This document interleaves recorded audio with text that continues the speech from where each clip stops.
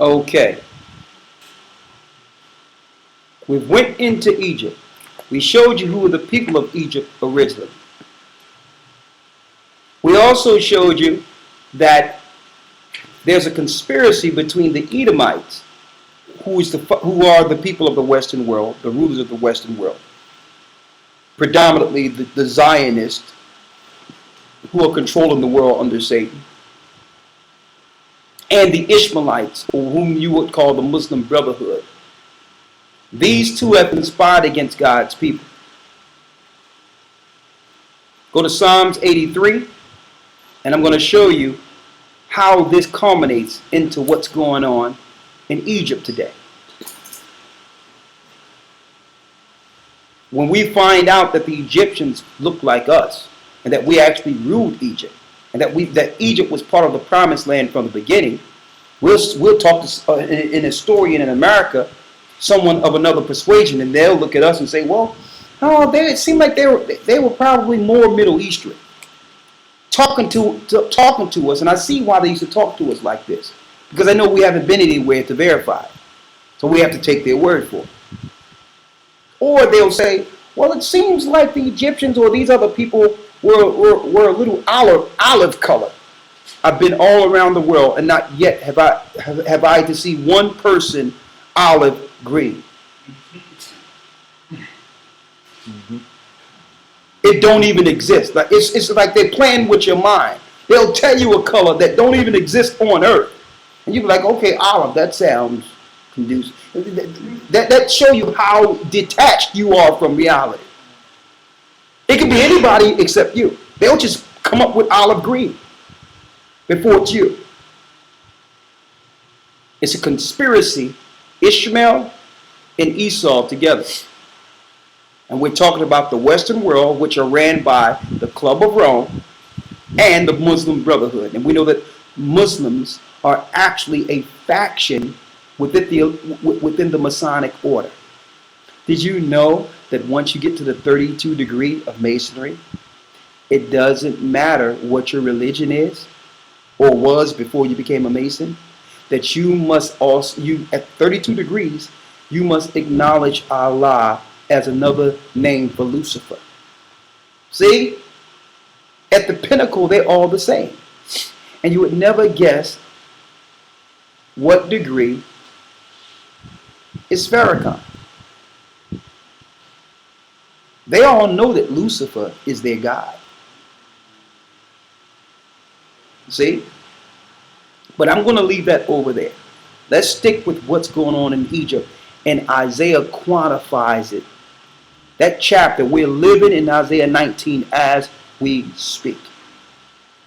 We need to put this right up. We don't even have to worry about putting anything on it. Let's put it up for the people so they can see that this culminates. This is the actual, this is pinpointing an actual time period concerning the coming of Christ. We're in it. And see, the Western world, and especially America, would never realize this because they're so distracted into just the bubble of America. They can't even look on the outside of the world to see how close we are. Isaiah 19, let's go. Let's see what Egypt is all about. What's going on there? Isaiah chapter 19, verse 1. Read. The burden of Egypt. The burden of Egypt. Behold, the Most High rideth upon a swift cloud, and shall come into Egypt, and all the idols of Egypt shall be moved at his presence. All the idols shall be moved at the presence of the Most High. Read. And the heart of Egypt shall melt in the midst of it. And I will set the Egyptians against the Egyptians, and they shall fight everyone against his brother. So that's telling us a spirit is coming through Egypt that's destroying the gods of Egypt. You understand? So now that that grip is coming off of Egypt, the Western world is looking to put in the Muslim Brotherhood to try to sustain that spiritual connection with idols. And I'm gonna tell you, I done seen brothers go over there and brothers sit down and speak with them. They're more. Let me tell you, the only reason they're Muslims is because it's cultural. They don't believe in it. It's just part of what they have to do to live in the country. They look to our people for light. And if we bring them the truth, they'll readily find it. They readily follow it. Because they see the hypocrisy of Islam and what they teach opposed to what it really is. Similar to how Christians are in America. The majority of people were raised Christian, but they don't follow that Christianity and because they see it's a fraud. So the Most High is tearing the spirit down, the gods of those nations. So they want to put the Muslim Brotherhood over there. Hold that. Get Psalms 83. I want to show something real quick. So slowly but surely, the gods of Egypt are falling. Why? Because the Most High's people are beginning to have a presence there. Do me a favor. Cut this light on here for me. This light here. Read Psalms 83. Read. Psalms chapter 83, verse 1. Go ahead. Keep not thou silence, O God. Go ahead. Hold not thy peace, and be not still, O God. For lo, thine enemies make a tumult. Thine enemies make a tumult. That means the enemies of the Most High are all together in an uproar. Saying what? And they that hate thee have lifted up the head. Go ahead. They have taken crafty counsel against thy people. They have come together and taken crafty counsel against God's people. Read. And consulted against thy hidden ones. And they have consulted against the hidden ones of the Most High. Read. Verse 4. They have said, They have Come, said. and let us cut them off from being a nation. So these nations have conspired together and said what? Come, and let us cut them off from being a nation. Let us cut God's people off from being a nation. That's why we don't know who we are in the earth today. Read. That the name of Israel may be no more in remembrance. That the true Israelites' name be no more in remembrance. They have done a good job by what? Lying on our history. Who have done this? Read. Verse 5. For they have consulted together with one consent. They have consorted together with one consent. They are confederate against thee. But they are confederate against thee. When they counsel, they counseling against God's people. Read. Verse 6. The tabernacles of Edom. Now David is identifying the chief conspirator against our history. Edom, or the Romans, or whom they call themselves today, Jewish. Who's the second culprit? And the Ishmaelites. They go to Muslim Brotherhood, and that's why they want to put them in charge. And you know what? The Egyptians are not going for it. See? There's a rebellion in Egypt. We're going to show you where that rebellion leads according to prophecy. And what did Barack Obama do? He says, okay, I have to look into the funding concerning Egypt now. As a matter of fact, he's being used as a puppet to speak against parts of Africa. He's just a face. And now he's saying, well, you know what? Not only will we cut off the funding, we need to separate them from AFRICOM. Why? There's a certain number financially each country get if they can agree to their own destruction. So if they kick them out of AFRICOM, then Egypt won't get some of the funding that they would normally get if they agree to their own eugenics or their own genocide. No sooner as the first revolution happened, when they put Mubarak out of place, no sooner as that happened and they put their people back in, no sooner as that happened, they began chemtrailing all over Egypt. See? Why? Because the eugenics program is not in place like it is. The controlled eugenics to kill people is not in place like it is in America or in the Western world. And the people have fight. And not only that, nuclear capability. So you just can't go over Egypt and try to overrun them. It's not going to happen. So they're going to look to starve Egypt out, knowing that our people, a lot of our people in number, live in Egypt. We speak another language, but all in all, we're there. Read. This is Isaiah chapter 19, verse 1. And I'm going to say this. When you go into Africa, just real quick, into Africa, there's a number of African countries who are Muslim, and they think that they were born Muslim and they was always Muslim. That's part of the conquest too. The Europeans took us down and converted us into Christianity. That's Esau. And the Arabs took us down and converted us into Islam, which is a Arab Christianity. That's Ishmael. See, it's the same thing, two separate languages leading our people to worship the same God. Now, as soon as we broke out of the Christian programming during the civil rights movement, they shifted it by putting the Nation of Islam as an option within America to keep us under the slave mentality. We would leave the slave mentality of Christianity and embrace another slave mentality, Islam. Now, the Bible is correct. The scriptures are correct. The history is concerning us in the Bible is correct. But Christianity is a bold-faced lie. And its doctrine is a doctrine of devils. Okay? I can separate the two. Can you? Let's go to Isaiah 19.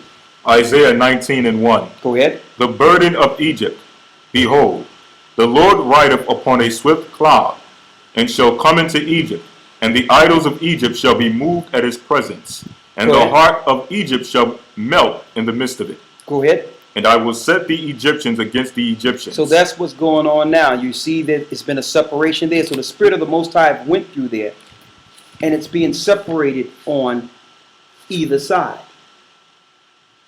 Now, America and the Western world would have you believe they're going into countries to bring forth freedom when they set up the Muslim Brotherhood, who's bringing Sharia law to oppress the people. And they'll make people in America believe that it's the Arabs setting up Sharia law. It's actually an oppressive ideology. It suppresses and oppresses the people. No sooner as the Western world got in there and they put Morsi in there, they tried to inflict that Sharia law, that Saudi Arabian Sharia law on the Egyptians. They wasn't having it. If you know anything about those people, they're some of the most rebellious people on earth. Okay, you cannot control them like that at all, and there's too many of them. And the strength of them is the fact that they're together. That's their strength. Okay, read, and they understand who the enemy is either too. Okay, beyond any shadow of a doubt. Read. Verse 2. And I will set the Egyptians against the Egyptians. That's what's going on now. Read. And they shall fight, everyone against his neighbor, and everyone against his brother, and everyone against his neighbor. Go ahead. City against city, and kingdom against kingdom. Go ahead. Verse 3. And the spirit of Egypt shall fail in the midst of them. It's talking about the God that's been controlling Egypt. That spirit is going to fail. Read. And I will destroy the counsel thereof. He's going to destroy the leadership. You notice the military is in charge now? See that? Read. And they shall seek to idols, and to the charmers, and to them that have familiar spirits. So they're going to start going to their sorcerers and their wizards and what? And to the wizards. Verse 4. And they're doing that. Read. And the Egyptians will I give over into the hand of a cruel lord. And over to the hands to a what? Of a cruel lord. Read. And a fierce king shall rule over them. And a fierce king shall rule over them. I'm going to go there in a second about this fierce king. Go ahead. Saith the Lord of hosts. Verse 5. And the waters shall fail from the sea, and the rivers shall be wasted and dried up. It's showing you that the Nile will be dried up. I looked into history. I looked into a news article about 3 years ago. It was brought to my attention, and guess what? The Zionists, Israel, have made an agreement upstream with the African countries to build a dam in Ethiopia and other areas to stop the Nile from running downward into Egypt. I've also spoken with high merchants and those that operate there who knew about this happening, and he said, listen, if that happened, our people is going to war. The Nile waters the whole Cairo. Without the Nile, we have nothing. So they're looking to dry it up. They're going to do it. It's coming. So the only areas that can be preserved are the areas off of the sea. Okay?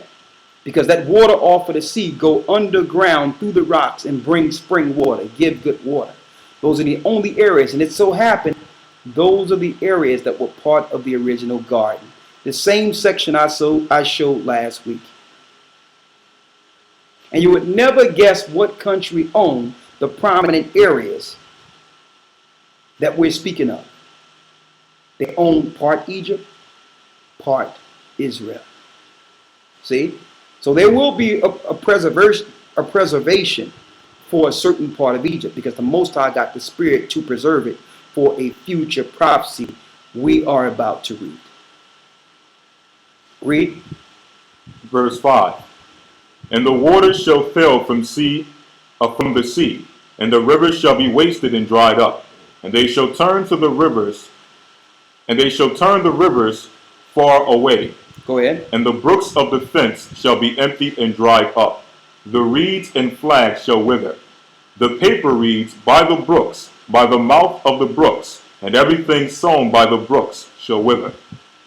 Be driven away and be no more. Verse 8. The fishers also shall mourn. The fishers also shall mourn. Read. And all they that cast angle into the brooks shall lament. And they that spread nets upon the waters shall languish. Moreover, they that work in fine flax, and they that weave networks shall be confounded. And they shall be broken in the purposes thereof. And all that make sluices and ponds for fish. Now, why is the Most High allowing this to happen? This is how you break the idolatry of the people. This is how you bring them back to the God of Israel. With all this going on, a lot of them are going to be running back to their mosques, running back to a wizard. A lot of them deal with all types of superstition over there. You wouldn't believe the superstition in that country. When all that fell, and then famine and all these things happen, they're going to realize all of their gods and all of their wizards were for nothing. And they're going to seek the God of Israel. The God of all gods they will seek. Listen clearly. Read. Verse 11. Surely the princes of Zoan are fools. The counsel of the wise counselors of Pharaoh is become brutish. He's talking about the imam that's over a lot of those mosques over there. Read. How say ye unto Pharaoh, I am the son of the wise, the son of ancient kings? Where are they? Where are thy wise men? Where will your wise men be? Where will Allah be when the Most High allow the Nile to be dried up?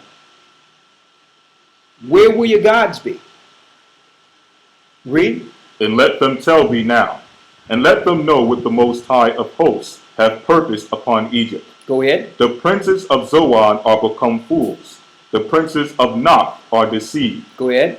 They have also seduced Egypt. They have also seduced Egypt. They have tricked Egypt into Islam. Don't forget, brothers and sisters, there was no such thing as Islam before the 7th century.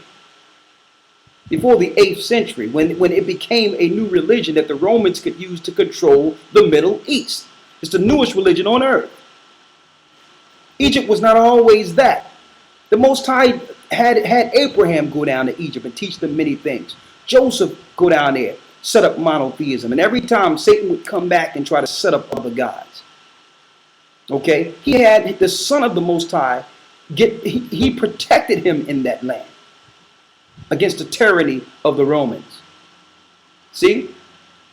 But eventually the Ishmaelites, the Muslim Brotherhood, and the Romans made a stronghold through Islam, the suppressive religion. So now the Most High must break it down. Because what? That land is coming back to the holy people. Many going to die through this. But eventually that land will be part of the land that's flowing with milk and honey. Listen clearly. Read. Verse 13.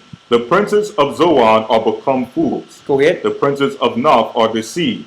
They have also seduced Egypt, even they that are the stay of the tribes thereof. Hold up, read that again. Even those that are what? Even they that are the stay of the tribes thereof. They even deceived the tribes that were still in Egypt. See, there's a remnant of Israel, millions of them, still there. And a lot of them have failed to Islam. See? And they made it over. It's not like America. It's not like you can go on a corner and let everybody know who Israel is. So the Most High is going to use these drastic measures to shake his people who have trusted on Islam and all their superstition and come back. And they're going to cleave to the house of Jacob. They're going to actually operate as the children of Israel again within Egypt. That's what this is really about. Read. Verse 14. The Lord hath mingled a perverse spirit in the midst thereof, and they have caused Egypt to err in every work thereof, as a drunken man staggereth in the wind. Neither shall there be any work for Egypt, which the head or tail, branch or rush may do. And that have already taken its place. When you go over there, it's, a lot of people are suffering from unemployment, but the families help each other. When you go in, and some of it is quite honorable. You go into some of their immigration offices and places like that, you go and speak amongst them, and you be like, well, where the computers is? Where are all the computers? They'll be like, well, we don't have computers here because of one computer will take away 100 jobs. So we'd rather have 100 people working and making something than one computer, and because the unemployment is off the charts here. So they do things to keep people busy working. Read. Verse 16.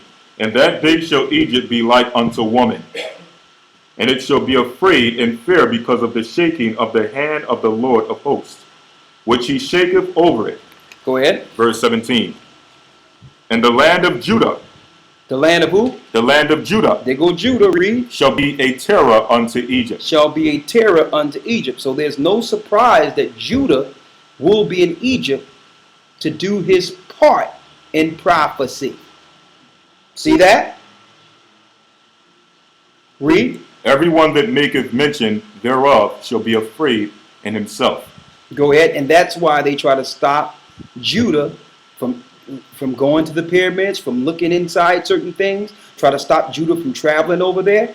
Because guess what? The Zionists also have translated the Dead Sea Scrolls.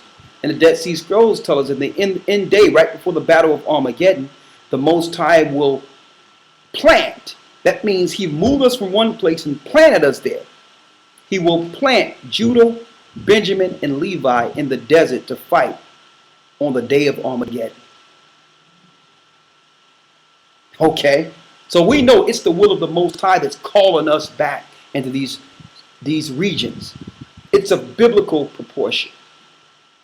Read. Because of the counsel of the Lord of hosts, which ye have determined against it. Verse 18. Go ahead. And that day shall 5 cities in the land of Egypt speak the language of Canaan. Hold up now. 5 cities will speak the language of Canaan. What was the Canaan language? Phoenician. What is the Phoenician? Ancient Hebrew. See this? Now you see why they wanted to try to put their people in place in certain regions, knowing that God's people would be there in the end times. That's what these wars are really about, brothers and sisters. They know the Most High is breaking our captivity, and he's going to call us to certain regions in which we'll be saved from in the old world. Okay? He's bringing us back. Listen, read. Verse 18. And that day shall 5 cities in the land of Egypt speak the language of Canaan, and swear to the Lord of hosts. One shall be called the city of destruction. One shall be called the city of destruction. Read. Verse 19. And that day shall there be an altar to the Lord in the midst of the land of Egypt. They're going to be an altar in the midst of Egypt. Read. And a pillar at the border thereof to the Lord. And the pillar at the border thereof. We know that pillar links to a place of judgment, and it cuts off the border or the areas from which the Most High will have his people and judge at the very end. And we know that pillar links directly to the Great Pyramid. Why? Because it was an altar before, listen to this clearly, before the flood. It was a place that the Most High would have for judgment before the flood. And I know they lied to you and made you believe there was a place where the Egyptians hold their dead and all that. That was a cover story. The majority, when you go through there, there's no place to hold the dead in a lot of these areas. It's a bold-faced lie. It was a temple from the beginning. Also a vortex or a stargate, a window. Okay, it was made that from the beginning. Why? What's buried down there eventually will be judged after the 1,000 years when Christ returns. And you will never guess who will be bound there when Christ returns. It tells us in Revelations, the 20th chapter, that Satan will be bound in chains. He will be next to his buddy, Azazel. Right there, under the Pyramid Giza. Okay? Read. Verse 20. And it shall be for a sign and for a witness unto the Lord of hosts in the land of Egypt. Go ahead. For they shall cry unto the Lord because of the oppressors. And he shall send them a Savior and a great one, and he shall deliver them. That's Christ. Eventually he will deliver the remnant of us that come back to him in the land of Egypt. Read. Verse 21. And the Lord shall be known to Egypt, and the Egyptians shall know the Lord in that day. See that? So the Most High is doing this to drive us from these religions back to him. The same way he opened our eyes and taken away false religion and Christianity from us. And we know the truth according to God in Christ now, the truth concerning his Bible. He's going to use these scenarios to wake up his people who are still in Egypt and have them break the stronghold that's been placed over them, called Islam. See? Read. And the Lord shall be known to Egypt, and the Egyptians shall know the Lord in that day. Go ahead. And shall do sacrifice and oblation, yea, they shall vow a vow unto the Most High and perform it. And the Most High shall smite Egypt. He shall smite and heal it. And they shall return even to the Most High. And they shall return to the Most High. Read. And he shall be entreated of them, and shall heal them. And that day shall there be a highway out of Egypt to Assyria. See that? The same areas of the Garden of Eden. Read. And that day there shall be a highway out of Egypt to Assyria. And the Egypt to Assyria. See that? Same areas from the beginning. There's going to be a highway. The Most High is going to smite the tongue of the sea, and we're going to walk over dry shod back to the Mount Sinai for a moment. It's going to tell you that. Read. And the Egyptian into Assyria, and the Egyptians shall serve with the Assyrians. It's talking about the Gentile nations. Read. Verse 24. And that day shall Israel be third with Egypt. Israel shall be what? Israel shall be the third with Egypt. Israel shall be a third with Egypt, showing you that 1/3 of Egypt belongs to us. See? See that? You follow me here? You see why they trying to put their militaries in place to try to stop our people from going into those certain regions? Read. Verse 24. And that day shall Israel be the third with Egypt and with Assyria, even a blessing in the midst of the land. A blessing in the midst of the land. Read. Verse 25. Whom the Lord of hosts shall bless, saying, Blessed be Egypt, my people. Hold up. Egypt, my what? Blessed be Egypt, my people. That's why it's saying Egypt, my people, because it always belonged to us. It was our land from the beginning. It wasn't Hamitic land. It belonged to us, which is given to Hamites after the flood. And only the northern part was given to Hamites. But it always belonged to the sons of Adam, the sons of Abraham, the sons of Shem, the sons of Noah. Isaac, Jacob, on and on and on. It belongs to us. Read. Verse 25. Whom the Lord of hosts shall bless, saying, Blessed be Egypt, my people, and Assyria, the work of my hands, and Israel, mine inheritance. And Israel, mine inheritance. Read. Oh, that's in there. So as you can see,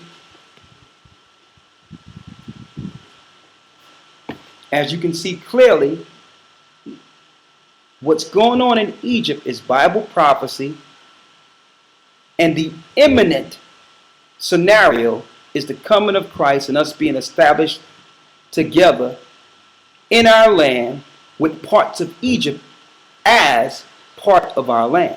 Now, going back to the political side of what you're seeing right now, with them trying to put the Muslim Brotherhood in, them trying to put Morsi in. Don't forget it talks about a king being established. Let's go back there real quick.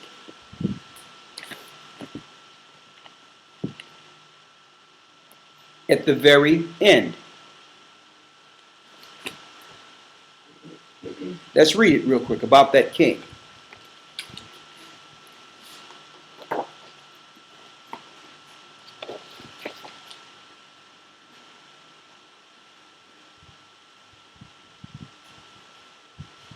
This is Isaiah 19:4. Read. And the Egyptians will I give over into the hand of a cruel Lord. Over to the hands of a cruel Lord. It's saying a cruel leader. Okay? Now, that links directly into someone foreign being put in place over them. So they kicked out Morsi. You understand? So I was looking at it and saying, and to myself, I was saying, is that the prophecy when they put forth Morsi? Or is it talking about someone greater? And I couldn't help but go back to a few years ago before Obama was voted in, and I was teaching on the street, and I said, you know what? This guy going to have the spirit of Antichrist. And when everything is said and done, that this guy is going to do more in the earth against civilization than George Bush could ever think about. And the people will love him for it. Look at what happened within the last 8 years. Less than 8 years.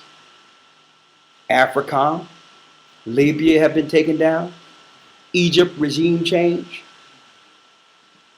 Okay. All these different things that's going on. Let me tell you, if Bush would have did half of what's been okay under this particular man, he would have been impeached, or he would have been under treasonous charges at this point within the country. And now this guy have united Africa under AFRICOM after destroying Gaddafi. Is he? We'll see. But I know that what's going on in Egypt right now is Isaiah 19, with the Most High shaking their gods and forcing his people back to him.